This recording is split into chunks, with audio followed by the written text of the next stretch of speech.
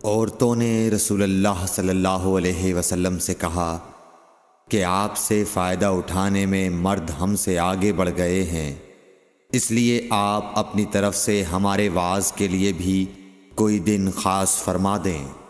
تو آپ صلی اللہ علیہ وسلم نے ان سے ایک دن کا وعدہ فرما لیا۔ اس دن عورتوں سے آپ نے ملاقات کی اور انہیں وعظ فرمایا اور مناسب احکام سنائے۔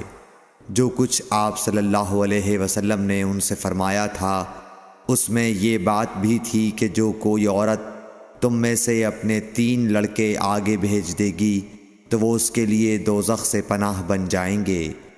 اس پر ایک عورت نے کہا اگر 2 بچے بھیج دے؟ آپ نے فرمایا ہاں، اور 2 کا بھی یہ حکم ہے۔ صحیح بخاری حدیث نمبر 101۔ حضور اکرم صلی اللہ علیہ وآلہ وسلم نے فرمایا کہ ایسے 3 بچے جو ابھی بلوغت کو نہ پہنچے ہوں۔ صحیح بخاری حدیث نمبر 102۔ نبی کریم صلی اللہ علیہ وسلم نے فرمایا کہ جس سے حساب لیا گیا اسے عذاب کیا جائے گا۔ حضرت عائشہ رضی اللہ تعالی عنہا فرماتی ہیں کہ یہ سن کر میں نے کہا کہ کیا اللہ نے یہ نہیں فرمایا کہ عنقریب اس سے آسان حساب لیا جائے گا؟ رسول اللہ صلی اللہ علیہ وسلم نے فرمایا کہ یہ صرف اللہ کے دربار میں پیشی کا ذکر ہے، لیکن جس کے حساب میں جانچ پڑتال کی گئی سمجھو وہ غارت ہو گیا۔ صحیح بخاری حدیث نمبر 103۔ رسول اللہ صلی اللہ علیہ وسلم نے اللہ کی حمد و ثنا بیان کی، پھر فرمایا کہ مکے کو اللہ نے حرام کیا ہے، آدمیوں نے حرام نہیں کیا۔ تو سن لو کہ کسی شخص کے لیے جو اللہ پر اور یوم آخرت پر ایمان رکھتا ہو جائز نہیں ہے کہ مکے میں خون ریزی کرے یا اس کا کوئی پیڑ کاٹے۔ پھر اگر کوئی اللہ کے رسول کے لڑنے کی وجہ سے اس کا جواز نکالے تو اس سے کہہ دو اللہ نے اپنے رسول کے لیے اجازت دی تھی، تمہارے لیے نہیں دی، اور مجھے بھی دن کے کچھ لمحوں کے لیے اجازت ملی تھی، آج اس کی حرمت لوٹ آئی جیسی کل تھی، اور حاضر غائب کو یہ بات پہنچا دے۔ صحیح بخاری حدیث نمبر 104۔ ایک مرتبہ ابو بکر رضی اللہ عنہ نے رسول اللہ صلی اللہ علیہ وسلم کا ذکر کیا کہ آپ صلی اللہ علیہ وسلم نے فرمایا تمہارے خون اور تمہارے مال، محمد کہتے ہیں کہ میرے خیال میں آپ نے اعراضکم کا لفظ بھی فرمایا، یعنی اور تمہاری آبروئیں تم پر حرام ہیں، جس طرح تمہارے آج کے دن کی حرمت تمہارے اس مہینے میں۔ سن لو یہ خبر حاضر غائب کو پہنچا دے۔ اور محمد راوی حدیث کہتے تھے کہ رسول اللہ صلی اللہ علیہ وسلم نے سچ فرمایا۔ پھر دوبارہ فرمایا کہ کیا میں نے اللہ کا یہ حکم تمہیں نہیں پہنچا دیا؟ صحیح بخاری حدیث نمبر 105۔ رسول اللہ صلی اللہ علیہ وسلم نے فرمایا کہ مجھ پر جھوٹ مت بولو، کیونکہ جو مجھ پر جھوٹ باندھے وہ دوزخ میں داخل ہو۔ صحیح بخاری حدیث نمبر 106۔ رسول اللہ صلی اللہ علیہ وسلم نے فرمایا کہ جو شخص مجھ پر جھوٹ باندھے گا وہ اپنا ٹھکانہ جہنم بنا لے۔ صحیح بخاری حدیث نمبر 107۔ نبی اکرم صلی اللہ علیہ وسلم نے فرمایا کہ جو شخص مجھ پر جان بوجھ کر جھوٹ باندھے تو وہ اپنا ٹھکانہ جہنم میں بنا لے۔ صحیح بخاری حدیث نمبر 108۔ رسول اللہ صلی اللہ علیہ وسلم نے فرمایا کہ جو شخص میرے نام سے وہ بات بیان کرے جو میں نے نہیں کہی تو وہ اپنا ٹھکانہ جہنم میں بنا لے۔ صحیح بخاری حدیث نمبر 109۔ رسول اللہ صلی اللہ علیہ وسلم کا فرمان ہے کہ اپنی اولاد کا میرے نام کے اوپر نام رکھو، مگر میری کنیت اختیار نہ کرو۔ اور جس شخص نے مجھے خواب میں دیکھا تو بلا شبہ اس نے مجھے دیکھا، کیونکہ شیطان میری صورت میں نہیں آ سکتا۔ اور جو شخص مجھ پر جان بوجھ کر جھوٹ بولے وہ دوزخ میں اپنا ٹھکانہ تلاش کرے۔ صحیح بخاری حدیث نمبر 110۔ جحیفہ کہتے ہیں کہ میں نے حضرت علی رضی اللہ عنہ سے پوچھا کہ کیا تمہارے پاس کوئی اور بھی کتاب ہے؟ انہوں نے فرمایا کہ نہیں، مگر اللہ کی کتاب قرآن ہے، یا پھر فہم ہے جو وہ ایک مسلمان کو عطا کرتا ہے، یا پھر جو کچھ صحیفے میں ہے۔ میں نے پوچھا اس صحیفے میں کیا ہے؟ انہوں نے فرمایا دیت اور قیدیوں کی رہائی کا بیان ہے، اور یہ حکم کہ مسلمان کافر کے بدلے قتل نہ کیا جائے۔ صحیح بخاری حدیث نمبر 111۔ قبیلہ خزاعہ کے کسی شخص نے بنو لیث کے کسی آدمی کو اپنے مقتول کے بدلے میں مار دیا تھا۔ یہ فتح مکہ والے سال کی بات ہے۔ رسول اللہ صلی اللہ علیہ وسلم کو یہ خبر دی گئی۔ آپ نے اپنی اونٹنی پر سوار ہو کر خطبہ پڑھا اور فرمایا کہ اللہ نے مکے سے قتل یا ہاتھی کو روک لیا۔ امام بخاری رحمۃ اللہ علیہ فرماتے ہیں اس لفظ کو شک کے ساتھ سمجھو۔ ایسا ہی ابو نعیم وغیرہ نے القتل اور الفیل کہا ہے۔ ان کے علاوہ دوسرے لوگ الفیل کہتے ہیں۔ پھر رسول اللہ صلی اللہ علیہ وسلم نے فرمایا کہ اللہ نے ان پر اپنے رسول اور مسلمانوں کو غالب کر دیا، اور سمجھ لو کہ وہ مکہ کسی کے لیے حلال نہیں ہوا، نہ مجھ سے پہلے اور نہ آئندہ کبھی ہوگا، اور میرے لیے بھی صرف دن کے تھوڑے سے حصے کے لیے حلال کر دیا گیا تھا۔ سن لو کہ وہ اس وقت حرام ہے، نہ اس کا کوئی کانٹا توڑا جائے، نہ اس کے درخت کاٹے جائیں، اور اس کی گری پڑی چیزیں بھی وہی اٹھائے جس کا منشا یہ ہو کہ وہ اس شے کا تعارف کرا دے گا۔ تو اگر کوئی شخص مارا جائے تو اس کے عزیزوں کو اختیار ہے دو باتوں کا، یا دیت لیں یا بدلہ۔ اتنے میں ایک یمنی آدمی ابو شاہ نامی آیا اور کہنے لگا یہ مسائل میرے لیے لکھوا دیجئے۔ تب آپ نے فرمایا کہ ابو فلاں کے لیے یہ مسائل لکھ دو۔ تو ایک قریشی شخص نے کہا یا رسول اللہ مگر اذخر، یعنی اذخر کاٹنے کی اجازت دے دیجئے، کیونکہ اسے ہم گھروں کی چھتوں پر ڈالتے ہیں یا مٹی ملا کر اور اپنی قبروں میں بھی ڈالتے ہیں۔ یہ سن کر رسول اللہ صلی اللہ علیہ وسلم نے فرمایا کہ ہاں مگر اذخر۔ صحیح بخاری حدیث نمبر 112۔ وہب بن منبح کے بھائی کہتے ہیں کہ میں نے حضرت ابو ہریرہ رضی اللہ تعالی عنہ کو کہتے ہوئے سنا کہ رسول اللہ صلی اللہ علیہ وسلم کے صحابہ میں عبداللہ بن عمر رضی اللہ عنہ کے علاوہ مجھ سے زیادہ کوئی حدیث بیان کرنے والا نہیں تھا، مگر وہ لکھ لیا کرتے تھے اور میں لکھتا نہیں تھا۔ صحیح بخاری حدیث نمبر 113۔ جب نبی اکرم صلی اللہ علیہ وسلم کے مرض میں شدت ہو گئی تو آپ صلی اللہ علیہ وسلم نے فرمایا کہ میرے پاس سامان کتابت لاؤ تاکہ تمہارے لیے ایک تحریر لکھ دوں، تاکہ بعد میں تم گمراہ نہ ہو سکو۔ اس پر حضرت عمر رضی اللہ عنہ نے لوگوں سے کہا کہ اس وقت آپ صلی اللہ علیہ وسلم پر تکلیف کا غلبہ ہے، اور ہمارے پاس اللہ کی کتاب قرآن موجود ہے جو ہمیں ہدایت کے لیے کافی ہے۔ اس پر لوگوں کی رائے مختلف ہو گئی اور شور و غل زیادہ ہونے لگا۔ آپ صلی اللہ علیہ وسلم نے فرمایا میرے پاس سے اٹھ کھڑے ہو، میرے پاس جھگڑنا ٹھیک نہیں۔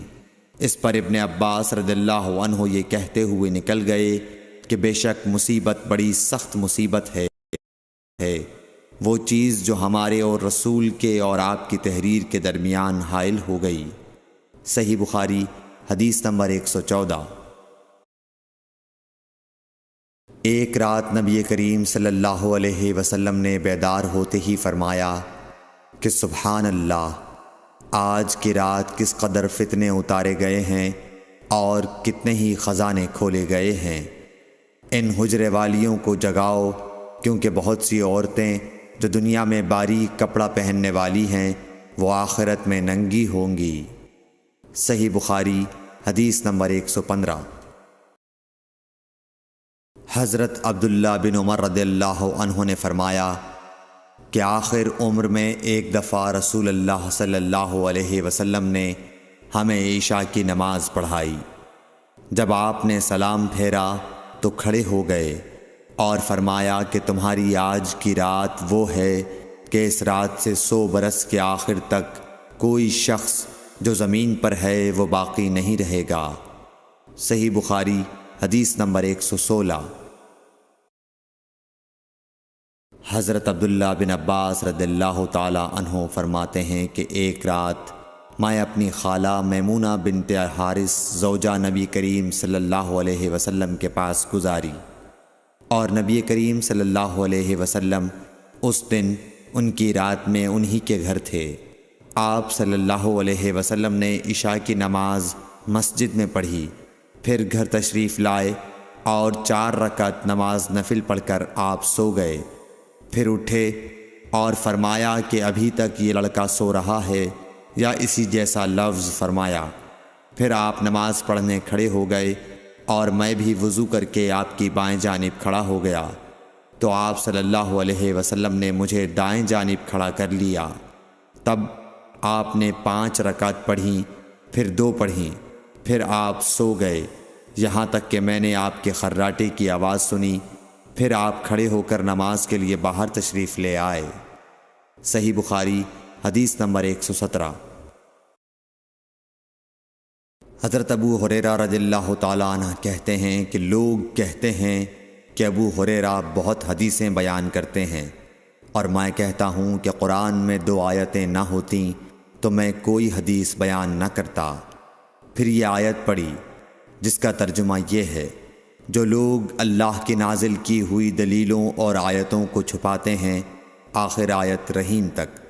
واقعہ یہ ہے کہ ہمارے مہاجرین بھائی تو بازار کی خرید و فروخت میں لگے رہتے تھے، اور انصار بھائی اپنی جائیدادوں میں مشغول رہتے، اور ابو ہریرہ رسول اللہ صلی اللہ علیہ وسلم کے ساتھ جی بھر کر رہتا، تاکہ آپ کی رفاقت میں شکم پوری سے بھی بے فکری رہے، اور ان مجلسوں میں حاضر رہتا جن مجلسوں میں دوسرے حاضر نہ ہوتے، اور وہ باتیں محفوظ رکھتا جو دوسرے محفوظ نہیں رکھ سکتے تھے۔ صحیح بخاری حدیث نمبر 118۔ ابو ہریرہ رضی اللہ عنہ کہتے ہیں کہ میں نے عرض کیا، یا رسول اللہ، میں آپ سے بہت سی باتیں سنتا ہوں مگر بھول جاتا ہوں۔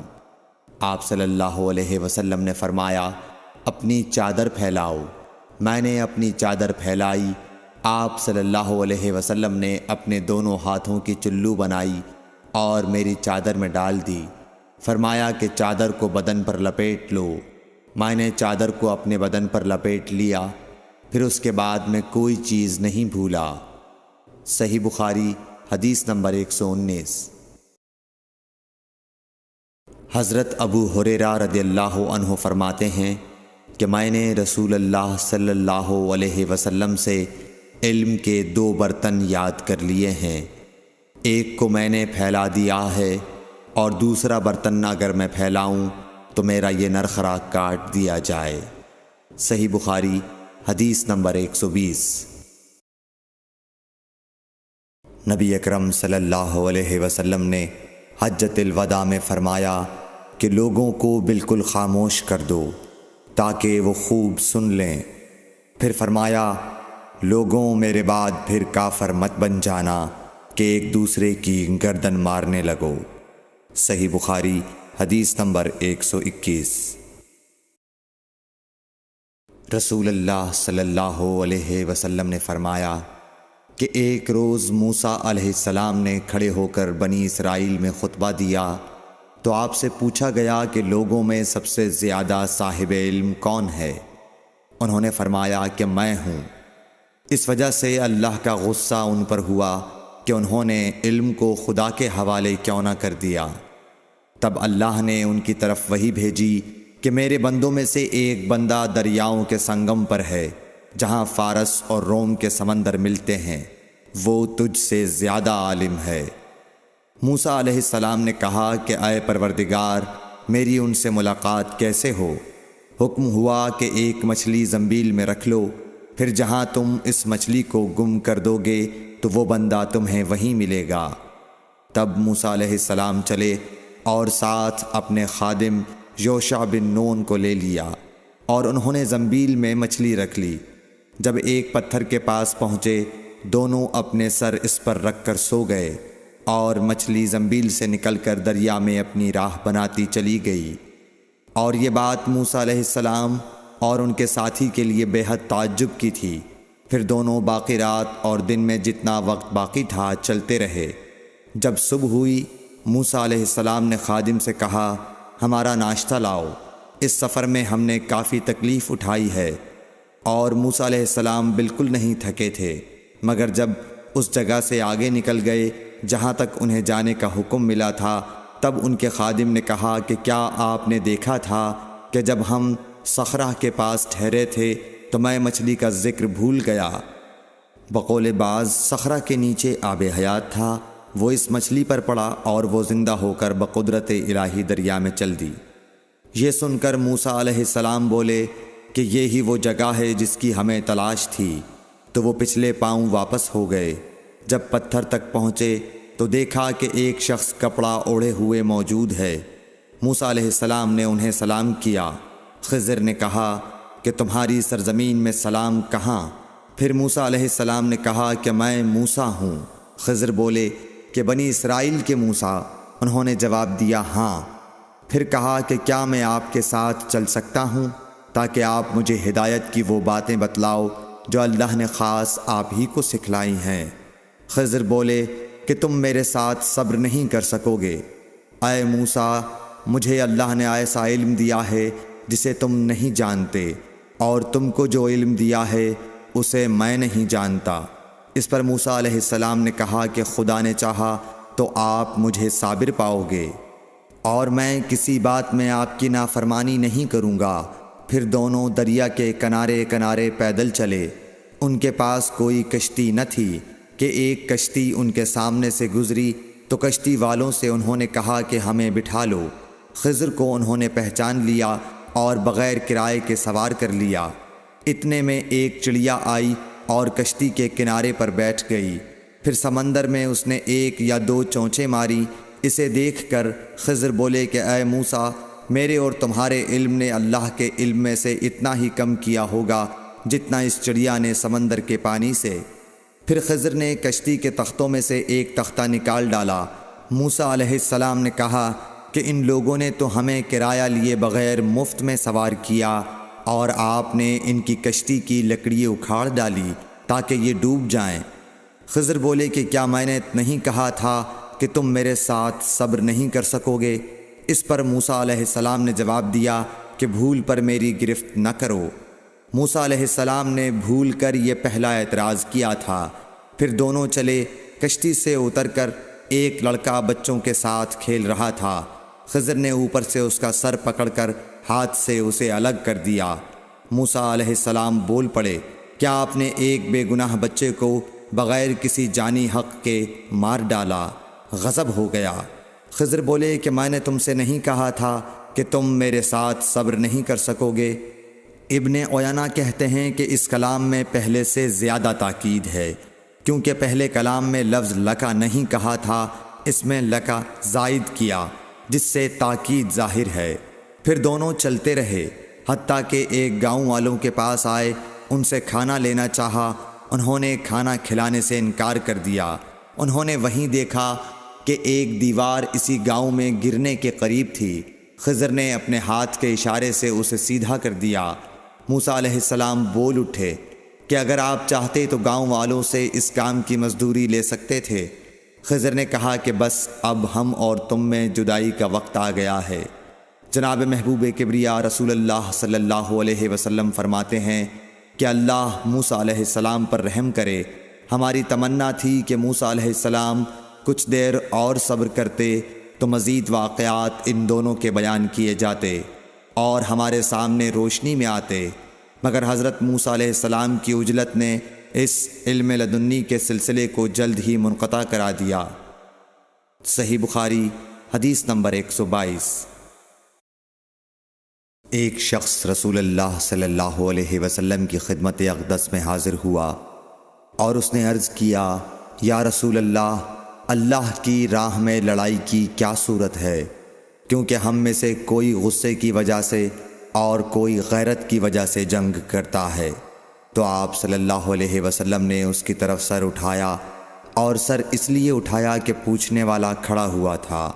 پھر آپ صلی اللہ علیہ وسلم نے فرمایا، جو اللہ کے کلمے کو سر بلند کرنے کے لیے لڑے وہ اللہ کی راہ میں لڑتا ہے۔ صحیح بخاری حدیث نمبر 123۔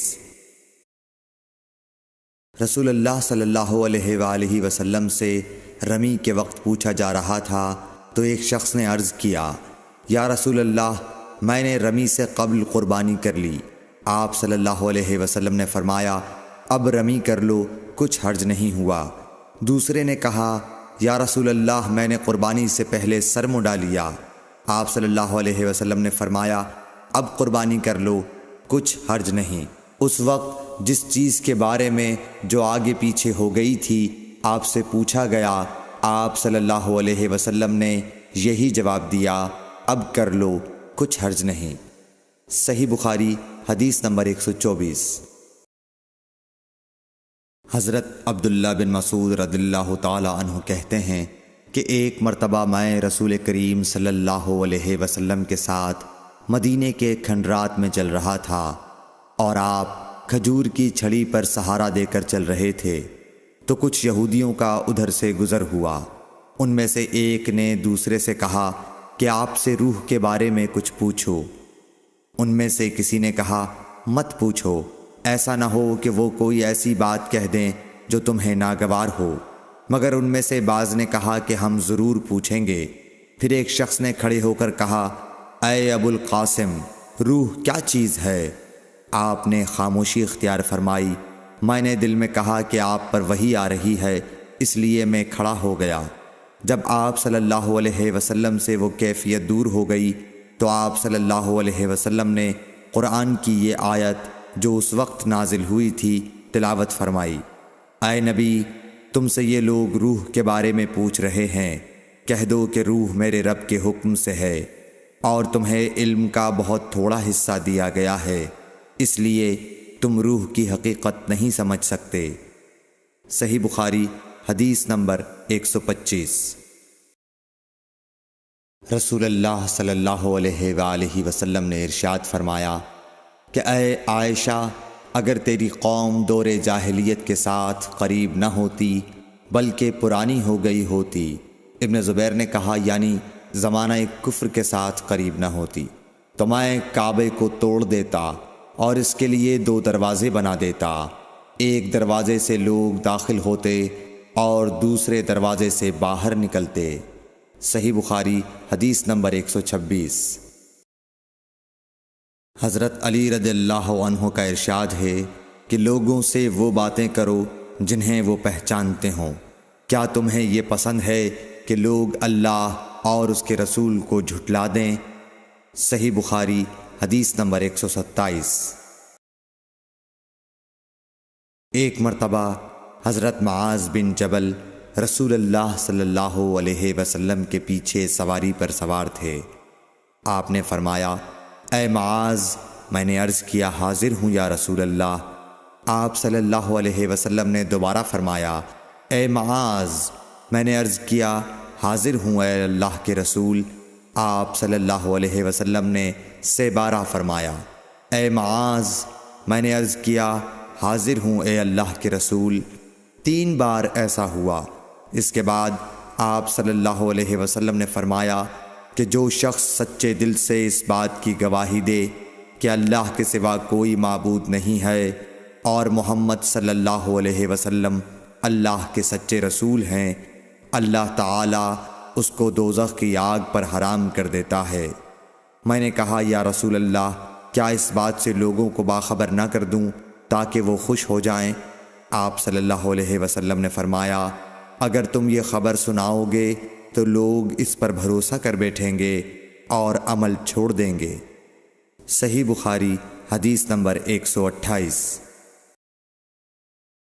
رسول کریم صلی اللہ علیہ وسلم نے ایک روز معاذ رضی اللہ عنہ سے فرمایا کہ جو شخص اللہ سے اس کیفیت کے ساتھ ملاقات کرے کہ اس نے اللہ کے ساتھ کسی کو شریک نہ کیا ہو، وہ یقیناً جنت میں داخل ہوگا۔ معاذ بولے، یا رسول اللہ، کیا میں اس بات کی لوگوں کو بشارت نہ سنا دوں؟ آپ صلی اللہ علیہ وسلم نے فرمایا، نہیں، مجھے خوف ہے کہ لوگ اس پر بھروسہ کر بیٹھیں گے۔ صحیح بخاری حدیث نمبر 129۔ ام سلیم نامی ایک عورت رسول کریم صلی اللہ علیہ وسلم کی خدمت اقدس میں حاضر ہوئیں اور عرض کیا کہ یا رسول اللہ، اللہ تعالی حق بات بیان کرنے سے نہیں شرماتا، اس لیے میں پوچھتی ہوں کہ کیا احتلام سے عورت پر بھی غسل ضروری ہے؟ آپ صلی اللہ علیہ وسلم نے فرمایا کہ ہاں، جب عورت پانی دیکھ لے، یعنی کپڑے وغیرہ پر منی کا اثر معلوم ہو۔ تو یہ سن کر حضرت ام سلمہ رضی اللہ عنہا نے شرم کی وجہ سے اپنا چہرہ چھپا لیا اور کہا، یا رسول اللہ، کیا عورت کو بھی احتلام ہوتا ہے؟ آپ نے فرمایا، ہاں، تیرے ہاتھ خاک آلود ہوں، پھر کیوں اس کا بچہ اس کی صورت کے مشابہ ہوتا ہے؟ یعنی یہی اس کے احتلام کا ثبوت ہے۔ صحیح بخاری حدیث نمبر 130۔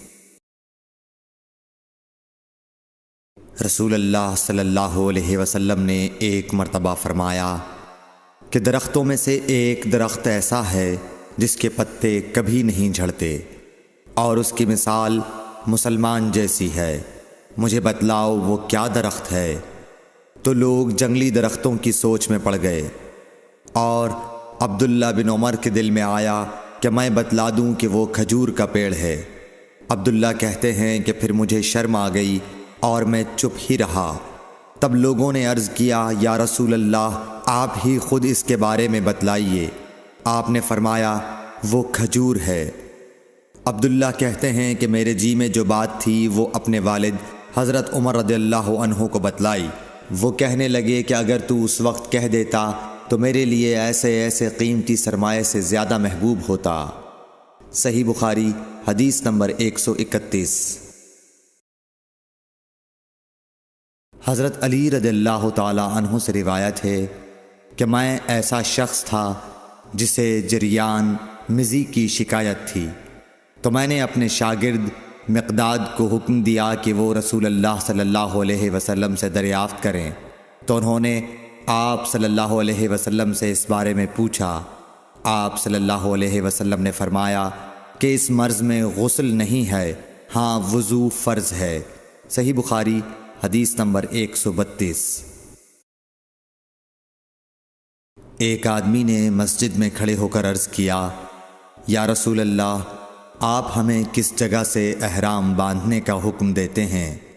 تو رسول اللہ صلی اللہ علیہ وسلم نے فرمایا، مدینے والے ذوالحلیفہ سے احرام باندھیں، اور اہل شام جحفہ سے، اور نجد والے قرن منازل سے۔ ابن عمر نے فرمایا کہ لوگوں کا خیال ہے کہ رسول اللہ صلی اللہ علیہ وسلم نے فرمایا کہ یمن والے یلملم سے احرام باندھیں، اور ابن عمر کہا کرتے تھے کہ مجھے یہ آخری جملہ رسول اللہ صلی اللہ علیہ وسلم سے یاد نہیں۔ صحیح بخاری حدیث نمبر 133۔ ایک شخص نے آپ صلی اللہ علیہ وسلم سے پوچھا کہ احرام باندھنے والے کو کیا پہننا چاہیے؟ آپ صلی اللہ علیہ وسلم نے فرمایا کہ نہ قمیص پہنے، نہ صافہ باندھے، اور نہ پاجامہ، اور نہ کوئی سرپوش اوڑھے، اور نہ کوئی زعفران اور ورس سے رنگا ہوا کپڑا پہنے، اور اگر جوتے نہ ملیں تو موزے پہن لے، اور انہیں اس طرح کاٹ دے کہ ٹخنوں سے نیچے ہو جائیں۔ صحیح بخاری حدیث نمبر 134۔ رسول اللہ صلی اللہ علیہ وسلم نے فرمایا کہ جو شخص حدث کرے اس کی نماز قبول نہیں ہوتی جب تک کہ وہ دوبارہ وضو نہ کر لے۔ حضر موت کے ایک شخص نے پوچھا کہ اے ابو ہریرہ حدث ہونا کیا ہے؟ آپ نے فرمایا پخانے کے مقام سے نکلنے والی آواز والی یا بے آواز والی ہوا۔ صحیح بخاری حدیث نمبر 135۔ رسول اللہ صلی اللہ علیہ وآلہ وسلم نے فرمایا کہ میری امت کے لوگ وضو کے نشانات کی وجہ سے قیامت کے دن سفید پیشانی اور سفید ہاتھ پاؤں والوں کی شکل میں بلائے جائیں گے، تو تم میں سے جو کوئی اپنی چمک بڑھانا چاہتا ہے تو وہ بڑھا لے، یعنی وضو اچھی طرح کر لے۔ صحیح بخاری حدیث نمبر 136۔ رسول کریم صلی اللہ علیہ وسلم سے شکایت کی گئی کہ ایک شخص ہے جسے یہ خیال ہوتا ہے کہ نماز میں کوئی چیز یعنی ہوا نکلتی معلوم ہوئی ہے۔ آپ صلی اللہ علیہ وسلم نے فرمایا کہ نماز سے نہ پھرے یا نہ مڑے جب تک آواز نہ سنے یا بو نہ پائے۔ صحیح بخاری حدیث نمبر 137۔ نبی کریم صلی اللہ علیہ وسلم سوئے یہاں تک کہ آپ خراٹے لینے لگے، پھر آپ نے نماز پڑھی، اور کبھی راوی نے یوں کہا کہ آپ صلی اللہ علیہ وسلم لیٹ گئے پھر خراٹے لینے لگے، پھر آپ صلی اللہ علیہ وسلم کھڑے ہوئے، اس کے بعد نماز پڑھی۔ پھر سفیان نے ہم سے دوسری مرتبہ، ابن عباس رضی اللہ تعالی عنہ کہتے تھے کہ ایک مرتبہ میں نے اپنی خالہ ام المومنین حضرت میمونہ کے گھر رات گزاری تو میں نے دیکھا کہ رسول اللہ صلی اللہ علیہ وسلم رات کو اٹھے۔ جب تھوڑی رات باقی رہ گئی تو آپ صلی اللہ علیہ وسلم نے اٹھ کر ایک لٹکے ہوئے مشکیزے سے ہلکا سا وضو کیا۔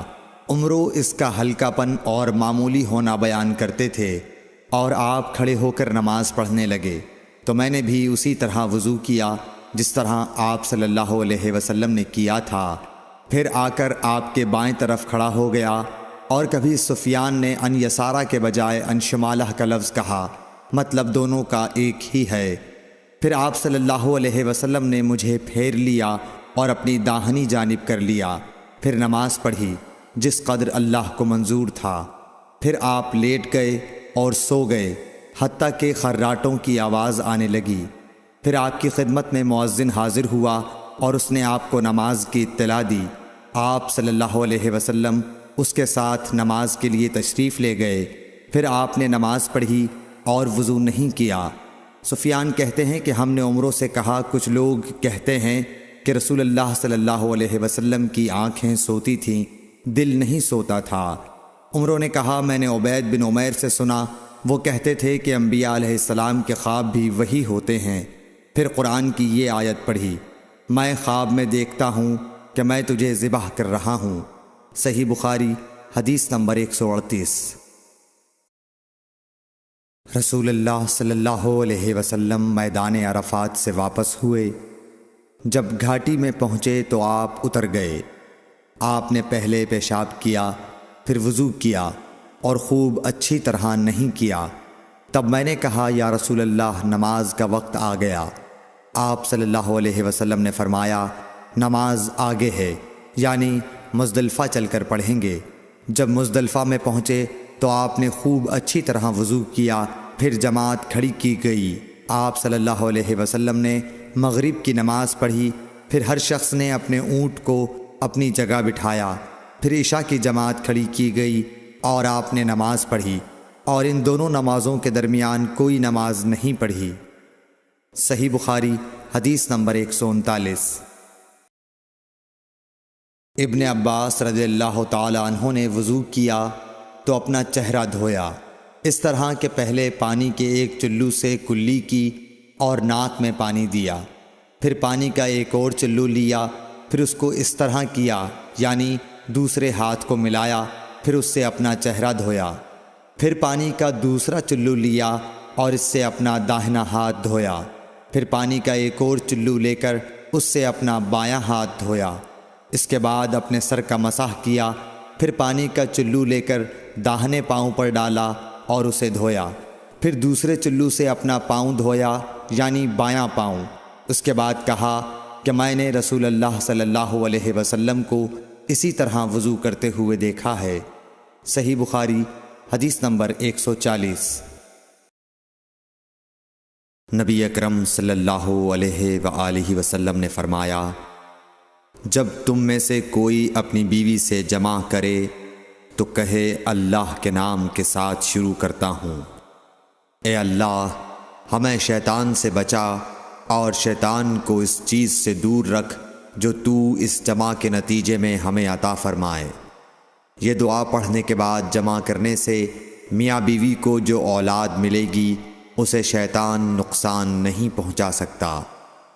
صحیح بخاری حدیث نمبر 141۔